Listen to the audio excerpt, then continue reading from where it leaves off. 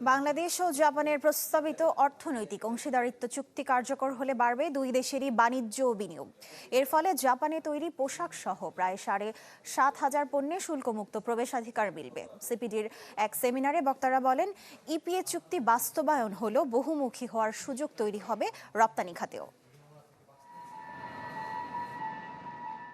বাংলাদেশ ও জাপানের দীর্ঘদিনের বন্ধুত্বপূর্ণ সম্পর্ক নতুন মাত্রা পেতে যাচ্ছে অর্থনৈতিক অংশীদারিত্বের মাধ্যমে।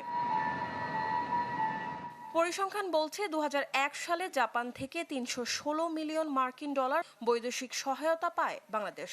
সময়ের ব্যবধানে বাড়ছে উল্লেখযোগ্য হারে। ২০২৪ সালে তা বেড়ে দাঁড়িয়েছে প্রায় ১.৯ বিলিয়ন ডলারে। একই সময়ে বেড়েছে জাপান থেকে সরাসরি বিনিয়োগও। ২০০১ সালে এফডিআইও ১৭.২ মিলিয়ন ডলার হলেও ২০২৫-এ বেড়ে হয়েছে প্রায় ৫৬ মিলিয়ন ডলার। জাপান বাংলাদেশ অর্থনৈতিক সম্পর্ক জোরদার এবং সম্ভাবনা নিয়ে সেন্টার ফর পলিসি ডায়ালগ সিপিডির সেমিনারে উঠে আসে এসব তথ্য।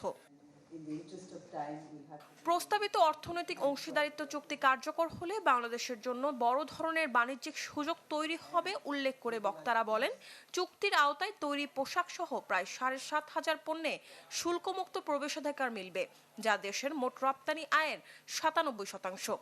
The opportunities of the EPA under this agreement, 7,379 Bangladeshi products will receive immediate duty-free access to the Japanese market, covering approximately 97% of Bangladesh's exports. চুক্তি অনুযায়ী ধাপে ধাপে জাপান ও বাংলাদেশি বাজারে ১,০০০-এরও বেশি পণ্যে শুল্কমুক্ত প্রবেশাধিকার পাবে। Policy has a very important role of stimulating and supporting private dynamism on the one hand and coping with these negative shocks.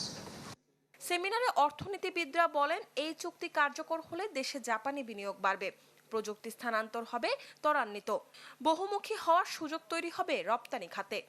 Products which are in the category of low to lower mid value large volume manufacturing. There aren't many other countries which put up as a competitor for Bangladesh with this regard.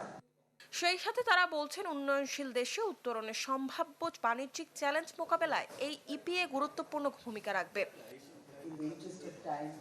Mariam Aziz Mourin, channel 24, Dhaka.